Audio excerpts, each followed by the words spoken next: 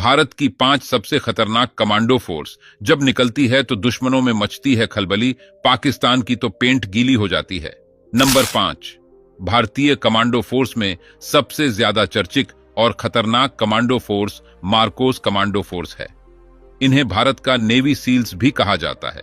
हालांकि इन्हें Indian navy के लिए तैयार किया जाता है, लेकिन इनकी ट्रेनिंग ऐसी होती है कि यह जमीन से लेकर आसमान तक में दुश्मन का काम तमाम कर सकते हैं। यह फोर्स 1980 में बनाई गई थी। इन्हें दुनिया के सभी आधुनिक हथियार चलाने की ट्रेनिंग दी जाती है। नंबर 4, कोबरा कमांडो फोर्स का पूरा नाम commando battalion for resolute action है। यह कमांडो फोर्स साल 2008 में बनाई गई थी। कोबरा कमांडो फोर्स की ट्रेनिंग 3 महीने की होती है। आमतौर पर इन्हें नक्सल वॉरफेयर और गोरिल्ला ट्रेनिंग दी जाती है। इसे दुनिया की बेस्ट पैरामिलिट्री फोर्स में गिना जाता है। राष्ट्रपति भवन से लेकर संसद भवन समेत देश की कई महत्वपूर्ण इमारतों की सुरक्षा का काम इनके जिम्मे है। Number 3, para SF commando force को पैराशूट कमांडो भी कहा जाता है। इसे 1965 में भारत पाकिस्तान युद्ध के समय बनाया गया था। ट्रेनिंग की बात करें तो यह 9 महीने की होती है।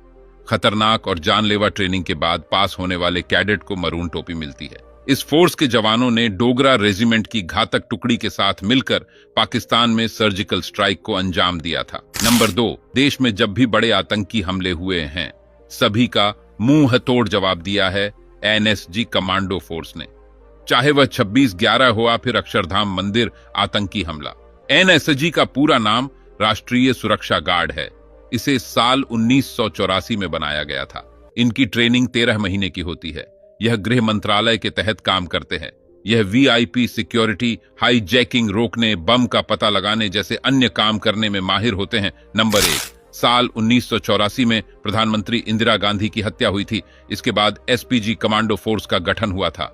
साल 1985 में इसे बनाया गया था। इनका मुख्य काम प्रधानमंत्री की सुरक्षा करना होता है। इसके जवान अक्सर सूट बूट में हमें प्रधानमंत्री के साथ नजर आ जाते हैं। इन जवानों के सूट के अंदर कई तरह के हथियार होते हैं। कोई भी दुश्मन प्रधानमंत्री के आसपास भी भटकने की कोशिश करता है तो समझो उसकी मौत निश्चित है।